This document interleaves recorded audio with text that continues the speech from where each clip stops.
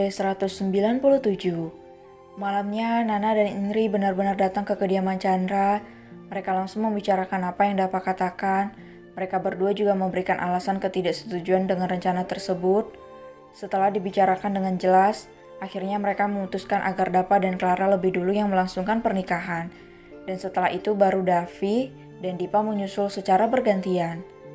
Keesokan harinya keluarga Chandra dan Nana mulai menyiapkan semua yang diperlukan. Mereka tampak sangat sibuk mencari hotel yang cocok untuk tempat Clara dan Dapa melangsungkan pernikahan. Ayah, Bunda, Nana dan Indri yang sedang berdiskusi mencari tempat yang bagus untuk pernikahan Dapa dan Clara menoleh. Keduanya tersenyum menatap Clara yang sudah berdiri di ambang pintu ruang keluarga dengan piyama motif kodok hijau yang dikenakannya. "Sini, Nak." Clara menurut. Gadis itu mendekat pada kedua orang tuanya dan duduk tepat di tengah Nana dan Indri yang memang memberinya tempat tepat di tengah-tengahnya. "Ayah sama Bunda lagi sibuk ya?" Nana dan Indri tertawa pelan. "Enggak sibuk banget kok, cuma lagi milih-milih tempat yang bagus aja buat kamu dan Dapa melangsungkan pernikahan nanti," jawab Indri. Clara menghela napas. Gadis itu sudah mengutarakan keinginannya pada Dapa untuk menikah di tempat terbuka saja, dan Dapa menyetujui itu. Tapi pada kedua orang tuanya, Clara tidak berani mengatakannya. Clara yakin pilihan keduanya pasti yang terbaik untuknya. Nana mengernyit melihat ekspresi sendu tidak semangat putri kesayangannya. Pria itu kemudian melirik Indri yang kembali melihat-lihat ballroom yang akan mereka sewa. Apa ada sesuatu yang ingin kamu tanyakan sama Bunda sama Ayah, tanya Nana lembut. Clara menoleh menatap sang ayah yang selalu bersikap begitu lembut padanya. Clara menggelengkan kepalanya. Clara tidak ingin sedikit saja membuat orang tuanya tersinggung. "Enggak, Ayah," jawabnya pelan. "Kamu yakin?" Clara menghela napas pelan. Clara menatap Indri yang sepertinya tidak mendengar apa yang Nana tanyakan padanya. "Bunda, Putri imut kita kayaknya mau ngomong sesuatu," kata Nana berusaha menarik perhatian Indri. Indri menoleh menatap bergantian pada suami dan anaknya. "Oh ya, apa itu?" tanyanya tersenyum manis. Clara mendadak gugup di depan kedua orang tuanya sendiri. Clara bahkan juga sampai merasa takut sekarang. Enggak kok Bunda." Indri mengernyit. Wanita itu melirik pada Nana yang menggeleng pelan dengan senyuman geli di bibirnya. "Nak," Indri meraih tangan Clara dan menggenggamnya dengan lembut.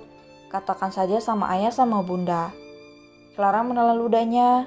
Clara ingin konsep pernikahannya sesuai dengan apa yang Clara inginkan sendiri.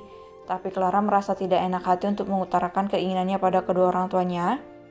"Ya sudah, begini saja. Mending sekarang kamu pilih sendiri deh, ballroom hotel mana yang kamu suka," senyum Indri. Clara melirik majalah yang berada di pangkuan Indri. Clara tidak satupun menginginkan penampakan ballroom luas yang ada di dalam majalah tersebut. Clara ingin resepsi pernikahannya dilangsungkan di tempat terbuka saja. "Menurut kamu yang bagus yang mana, sayang?" Indri mulai menunjukkan berbagai gambar ballroom di majalah yang dipegangnya.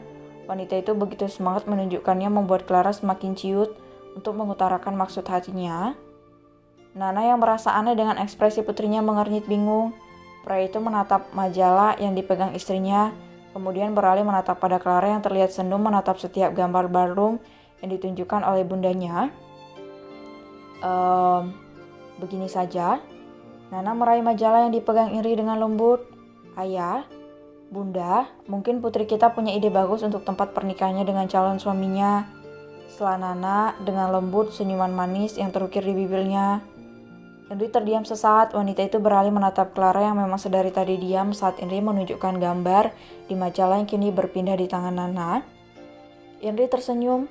Wanita itu menatap sekilas pada suaminya sebelum kembali memusatkan perhatiannya penuh pada Clara. "Baiklah, jadi bagaimana menurut kamu, Nak?" Clara menahan napas sejenak. Ayahnya bisa dengan gampang mengerti dirinya kali ini. "Kamu bisa memilih sendiri di mana tempat yang menurut kamu bagus," senyum Indri. Clara menatap bergantian pada Indri dan Nana.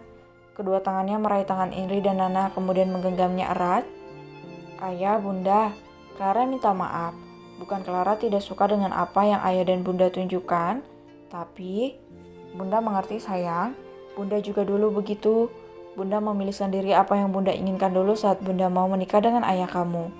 Setelah Indri menatap penuh sayang pada Clara.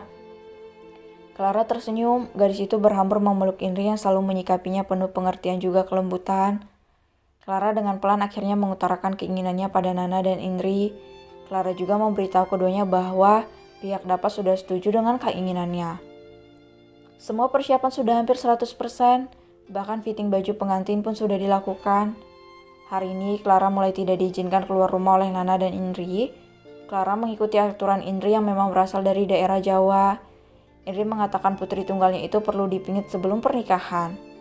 Clara tidak diizinkan keluar dari rumahnya apalagi sampai bertemu dengan Dapa. Clara menghela napas, seharian berada di rumah membuatnya merasa jenuh. Apalagi ponselnya juga disita oleh Indri. Begitu juga dengan laptopnya sehingga Clara tidak bisa menghubungi Dapa. Ya Tuhan, kenapa rasanya seperti ini? Gumam. Clara mengeluh. Clara berdecak pelan. Clara tidak pernah tahu jika dipingit harus benar-benar tidak berkomunikasi dengan kekasihnya. Setahu Clara, dipingit hanya tidak diperbolehkan untuk keluar rumah dan bertemu dengan Dava saja. Sedang untuk komunikasi seperti video call atau telepon masih boleh dilakukan. Dok, dok, dok. Suara ketukan di pintu penghubung balkon yang terbuat dari kaca itu membuat Clara menoleh. Gadis itu mendelik ketika mendapati Davi berdiri di sana dengan tangan melambai padanya. Kak Davi, gumam Clara bingung. Clara bangkit dari ranjangnya, kemudian berjalan cepat menuju pintu penghubung balkon. Clara membuka pintu tersebut membuat Davi tersenyum lebar. Kak Davi ngapain di sini? Tanya Clara bingung. Kamu harus belajar memanggilku tanpa embel-embel kakak. Oke, aku yang akan memanggilmu kakak sebentar lagi, katanya. Clara tertawa pelan, calon adik iparnya memang tidak suka basa-basi. Aku kesini karena Kak Dapa yang menyuruhku. Dia membelikan ini untukmu dan aku disuruh memberikannya. Tapi ini tidak gratis. Nanti kalian berdua juga harus siap membantuku sewaktu aku membutuhkan bantuan. Clara tertawa lagi, rasa jenuhnya seketika hilang. Clara menerima paper bag pink yang disodorkan Dapi. Terima kasih ya Kak. Dapi saja, aku calon adik iparmu. Dapi kembali mengingatkan. Ya oke, Davi. Angguk Clara tertawa geli. Ya sudah kalau begitu aku pulang dulu. Jangan bilang om dan tante aku datang, oke? Dapi langsung berlaru setelah itu.